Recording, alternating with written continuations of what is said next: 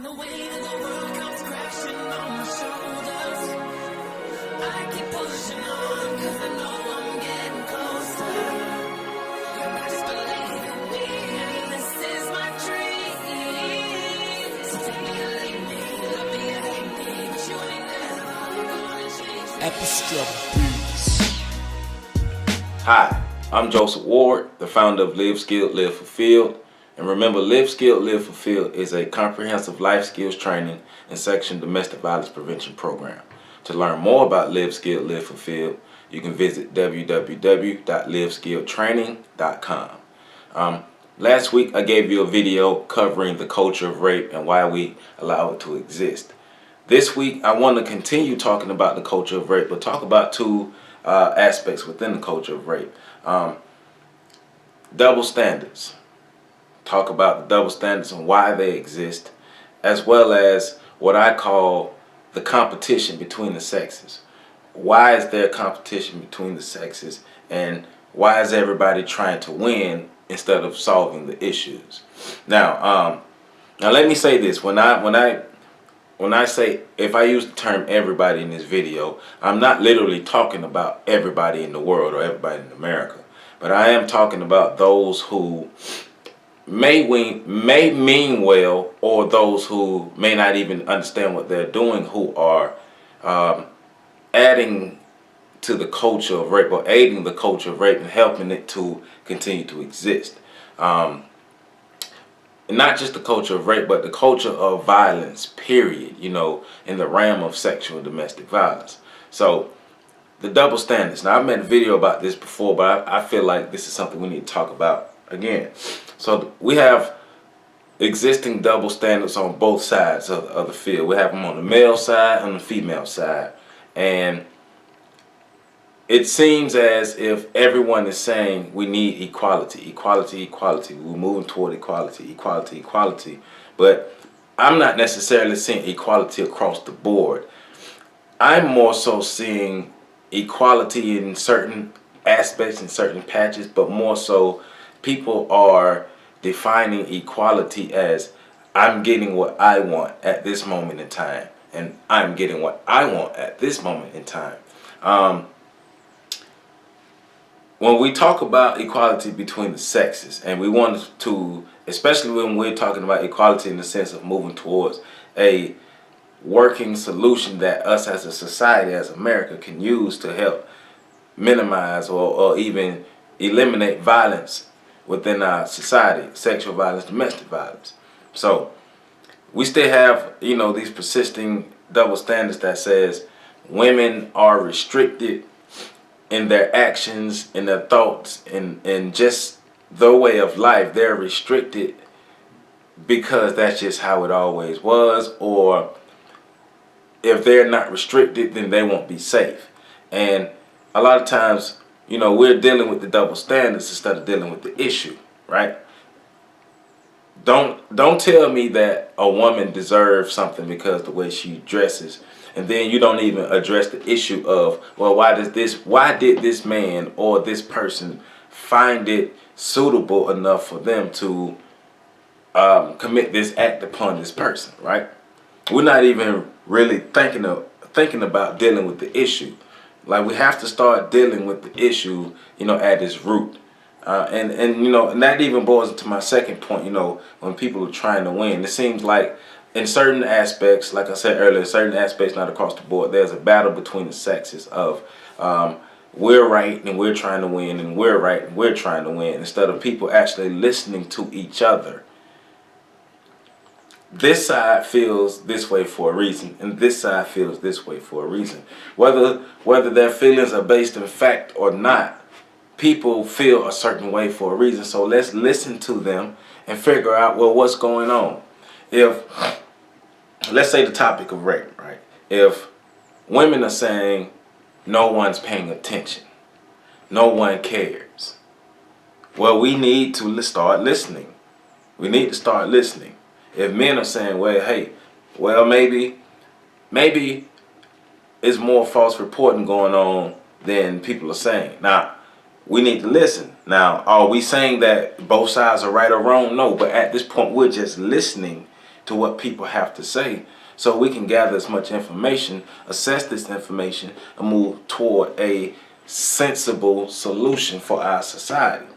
Double standards don't have to exist, right?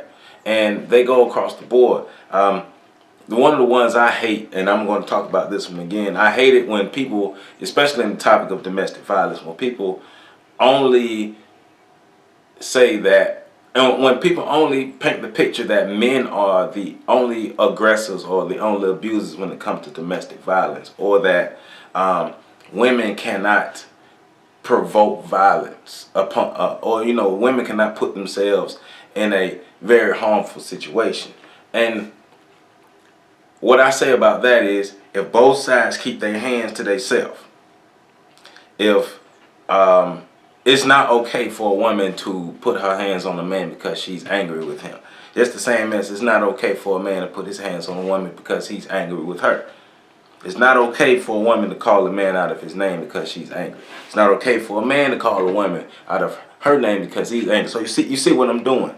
I'm thinking about something that can actively work towards a common solution, a sensible solution that is fair for both sides, that can actually help both sides. Don't tell me that there's nothing in the world that a woman can do to provoke a man to putting his hands on her, and then don't follow that up with the same line for a woman. There's nothing in the world that a man could do to make a woman put her hands on him. We have to start getting the idea of, fighting the culture norms that says, well, if you're wrong, put your hands on people. No, we can't have that. See, then that breeds the competition aspect of one side trying to win versus the other side trying to win. Nobody's listening to anybody, and we're not, gaining any ground. We're not really gaining any ground. Then you have a lot of these organizations or corporations who are out in the public eye, who have the power and the resources to actually put out accurate, consistent messages, who only put out messages to either fix their image or to support an agenda at that point in time, and there's no consistent messages across the board. And these are things that are hurting the fight in sexual and domestic violence, and getting rid of the sexual and domestic violence within our societies and our communities, because it's so entrenched in our culture that a lot of things that we do and go on, we don't even really think about. I know before I started doing this work, I can honestly say I was aiding in the culture of sexual and domestic violence. I can honestly say that. But that's because I know for me, myself, I didn't know any better. I honestly didn't know any better. But now I know better. That's why I do my best to do better every day and to give this information.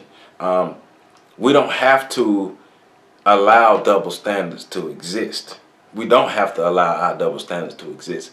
But a lot of times, in my opinion, this is my opinion only, I feel like we allow the double standards to exist because people are trying to win. People are trying to say, see, I told you were wrong and we were right. I told you were wrong and we were right. Instead of saying, hey, all right, let's all take responsibility for our actions.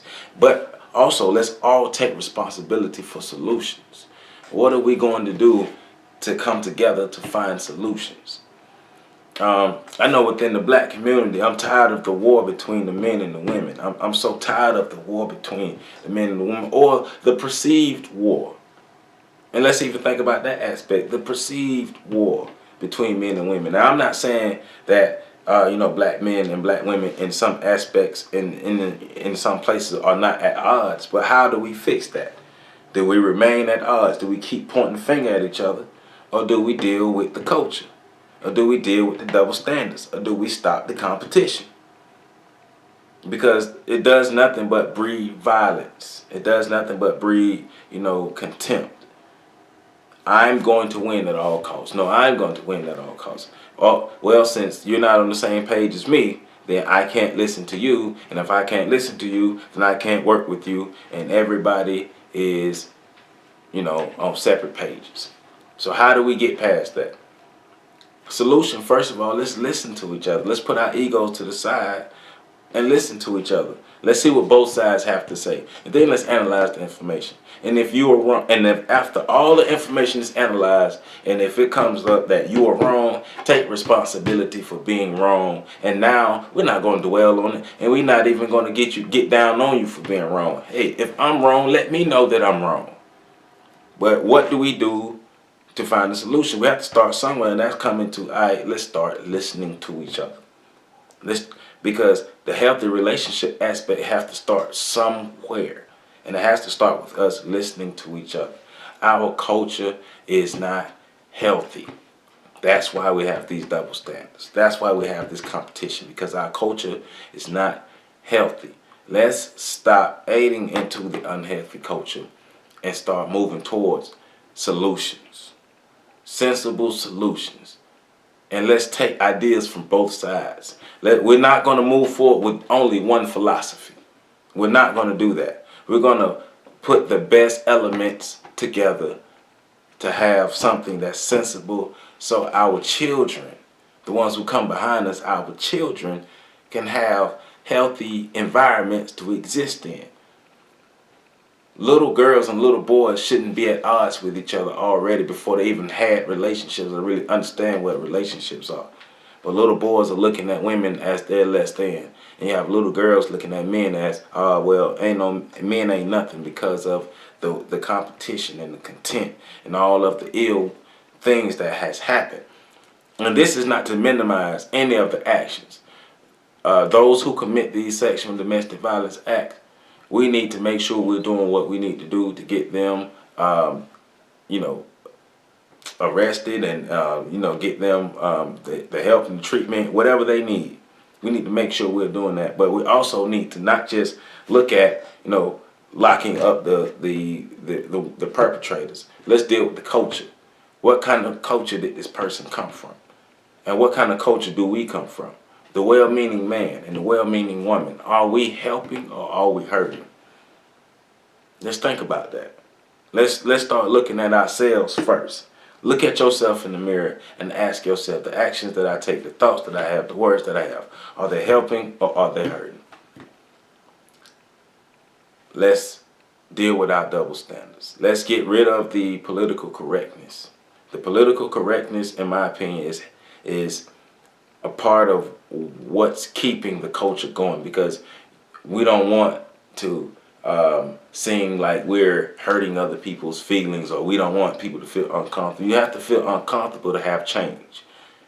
When change happens, people feel uncomfortable. But that doesn't mean that the feeling of uncomfort is something that's going to demoralize you. It's just something that you're not used to.